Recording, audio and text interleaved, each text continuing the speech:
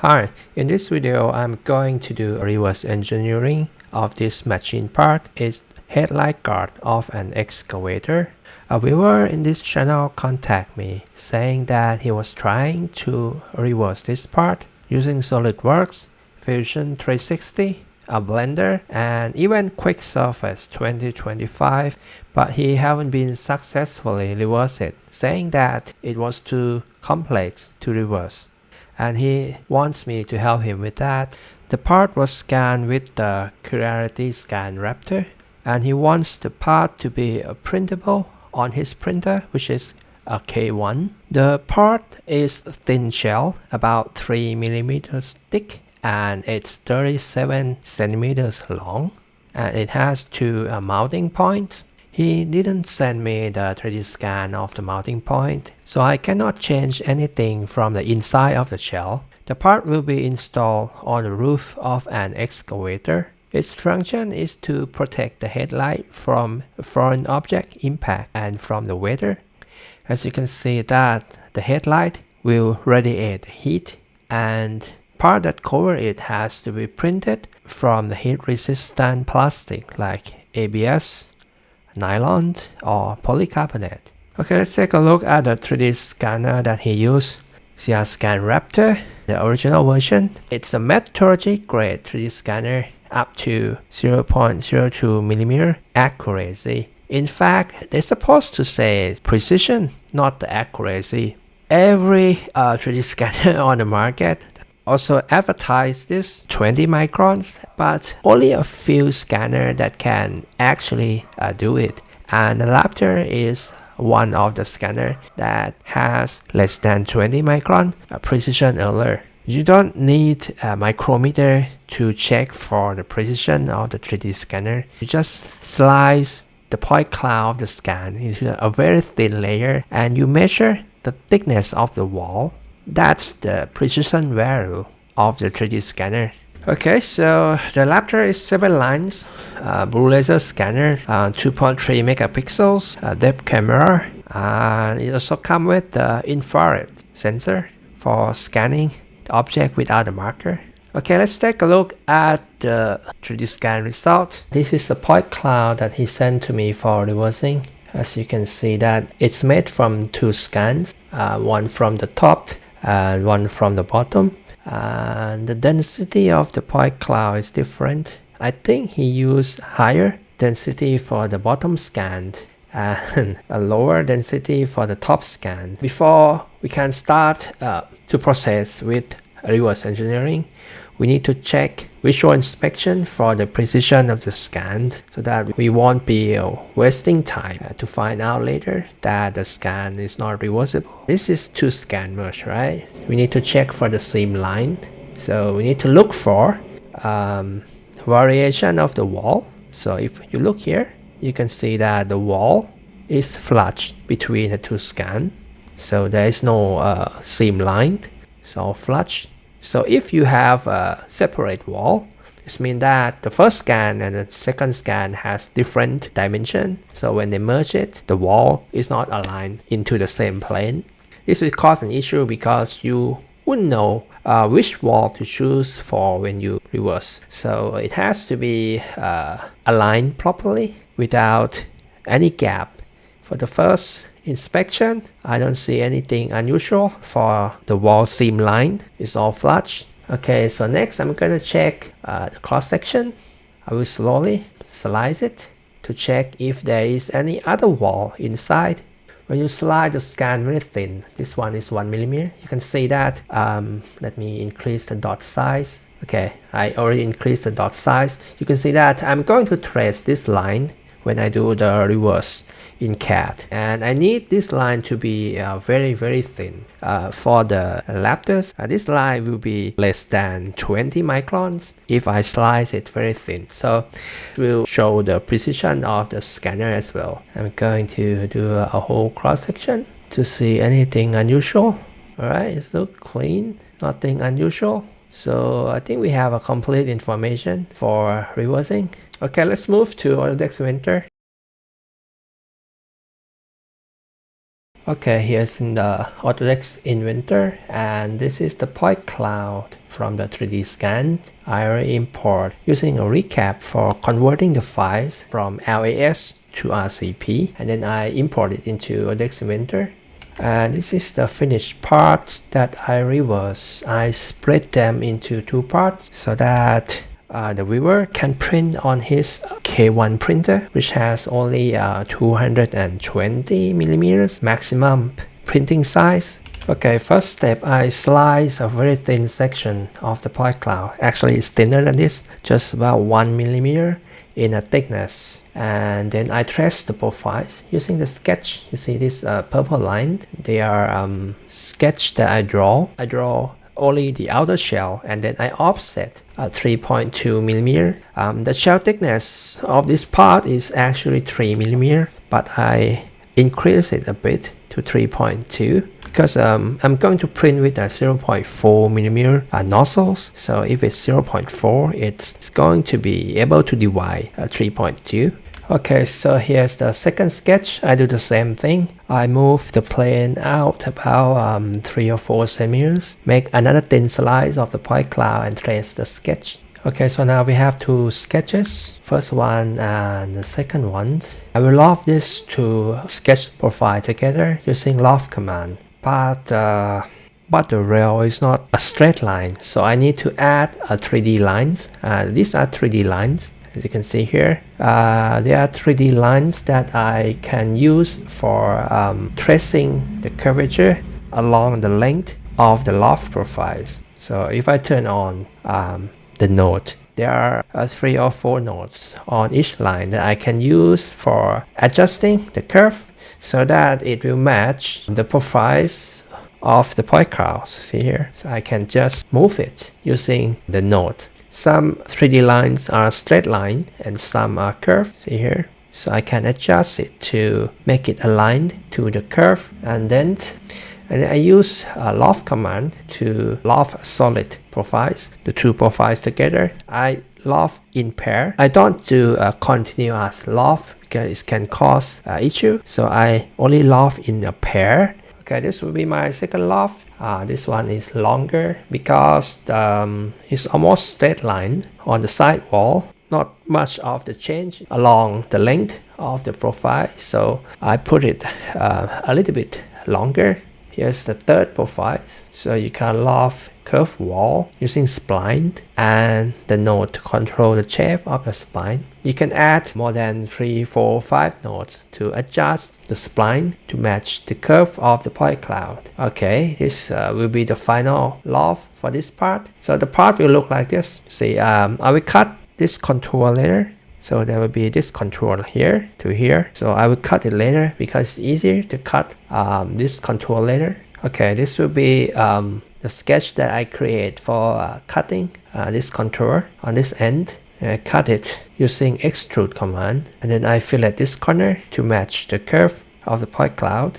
Okay, next I'm going to the back side and use the point cloud to create a plane. So this plane will be the mounting point of this flank, and I extrude the solid, this one, until it reaches the bottom part of the back side, and I chamfer the edge because I'm going to print in this vertical position, so I need to chamfer it so that it will be easier to print. Next, I using the point cloud to create a plane, which is this one. It's a mounting point on the top, and then I create a sketch by tracing the point cloud, and then I use it for cutting into the solid and make a chamfer. And then I trace it for the hole. This is a slotted holes, and the diameter is 6.5 millimeter. So I use a point cloud for the reference hole location. I use the extrude command to cut the slotted holes. So this part is going to be glued together with the second part. So I need to create a flank, additional area for the adhesive to hold. I use a sketch and offset the edge to 6 millimeter. So in total, I will have 9 millimeters wide for the wall in the contact area where I need to apply the glue. I use the loft command between two sketch and create this flank. For the thickness is about 4 millimeters. So now I finish the first part, then I move to the second part. It's quite similar to the first part. This is the first loft. Okay, here's the second loft. See here, I use a spline to match the curve. Okay, this is a third loft because I don't want to move too far. See, the top of the part is curved, slight curve, so I need to move it in a small segment. Okay, this is a fourth loft. Okay, and this one is the final one. I just loft it in this profile, and then I will cut it later. I will use extrude command to cut this to curve, and I create a sketch here. You can see this sketch will cut the remaining profiles. This part will be cut out by using this sketch, and then I cut it like so. And to make it flat, I create another sketch to cut the front edge here just a little bit so that it will flush. Okay, next I create a sketch on this plane and extend the thickness of this capsule shape. So I create this sketch in the inner shell to increase the thickness of the mounting hole. Okay, then I do extrusion cut. I make 2 holes. The hole's diameter is 6.5 millimeter, so it's the same for all 3. And then I loft the flank for applying adhesive. Make a chamfer corner and a chamfer here. So if the outer shell and the inner shell is aligned with the point cloud, when you check final inspection, then there is no reason that this part will not fit to the mounting point. The entire process, I only relied on the data from the 3D scanner. I don't use the measurement in combination with the vernier caliper. 3D scanner is a measuring tool. You have to trust your device, and if you don't, you still have to recheck the dimension with the vernier caliper. Then the 3D scanner that you are using is not suitable for reverse engineering. Okay, here's in the Creality slicer, I drop 2 parts, and some part here it requires support. Let me select the materials, ABS. I need to use the support, 3 support, and for the brim I will choose outer brim only, and brim object gap I will choose 0 millimeters because I'm printing with the a texture PEI plate. The gap will be too wide, so I put a 0.3 default value. So I need to use 0 millimeter for the brim gap. Okay, let's slice it. Okay, the prints will take about 5 hours and 11 minutes. So there is a minimum support. And I think you should get a very good printing result by placing the object in this orientation. So the first layer, we have a large contact area, so I wouldn't worry about the part falling off the print bed. And if you print with K1 or K1 Max, you need to apply adhesive, but with K2 Plus, I don't have to use adhesive. Just the brim would be more than enough to hold the parts to the print bed. So it takes only 5 hours if I print in a separate part like this. Okay, so I also made another version that I print a single part because I have a K2 Plus and it can print this part as a single part. Okay, it's a single part. As you can see, that is too long. It's longer than the build plate. And if I place it in a vertical position, like so, I can print this. If I put it in this vertical position, let's change this to this, so I have no issue. But if I want a good printing quality, I should be printing it like this because it will have a less overhang, but it will be too tall. If you can see here on the top, it's exceed the height limit of the printer. So the best alignment is to print in this orientation, and I will sink it down a bit. You can see here because it's not flush. This face of the headlight is not flush, so I need to pull it down a bit until it's flush. Okay, now it's flush, so it will be about 1 millimeter shorter. And then I do the same. I use 3 support, and for the brim I use outer brim and 0 millimeter clear lens. I slice it. Okay, so printing as a single part is printable on K2 Plus, but it takes a longer time, 7 hours and 25 minutes. So it's 2.5 hours longer than splitting into two parts and print. But it will have no seam, it will have no joint, and it will look exactly like the original part. The part has a lot of overhang and it requires tree support in this area. So I think the printing quality will be worse than split into two parts and print. Okay, so I will print this part 7 hours, and then I will print the two split part.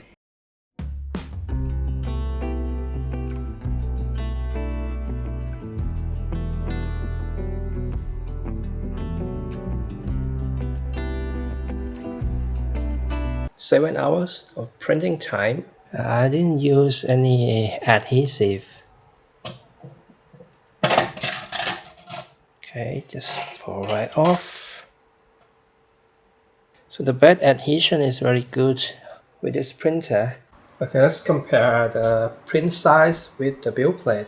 This one is K2 Plus, and from this point to the build plate is 26 centimeters. Okay, this is K1 Max build plate.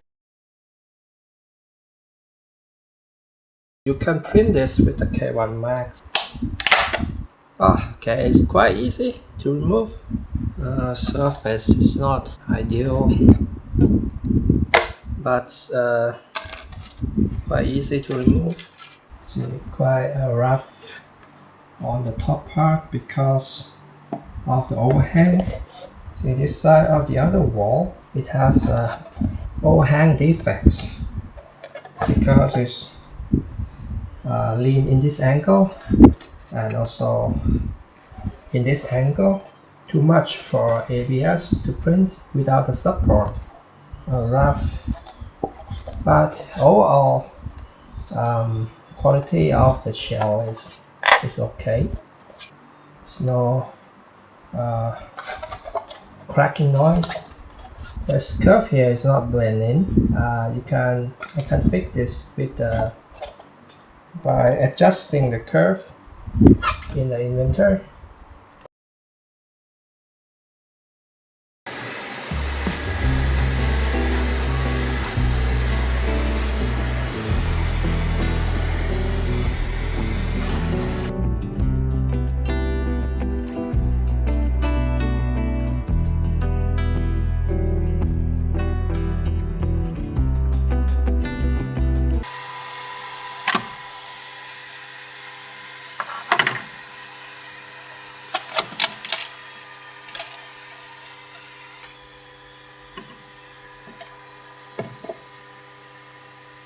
Okay, so the print quality is perfect when printing in a vertical position. No visible defect here. Very clean. I print this with the PLA. Now I can see one of the C banding here. Probably maybe from extrusion. It's quite good. No defects. So the best practice when printing this part is to print in a vertical direction like this. So having a larger printer is not a benefit for this part. Okay, I use plastic glue for gluing because I have a lot of contact area.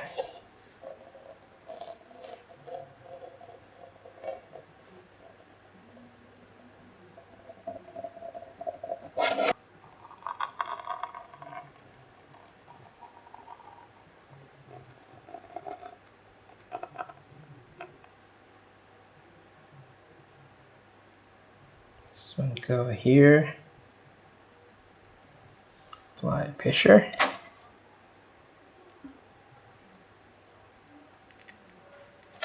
I like this adhesive. You have time to do adjustment, and it's hold parts together quite well while you're scaling. And it's also waterproof, so the water will not get in.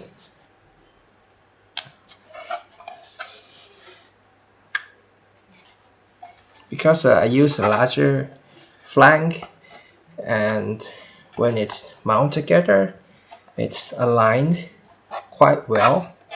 You should extend the edge from the wall for making a contact area for the adhesive about 6 millimeter. So if you have a 4 millimeter wall thickness, then the flank should be 10 millimeters. Okay, all done.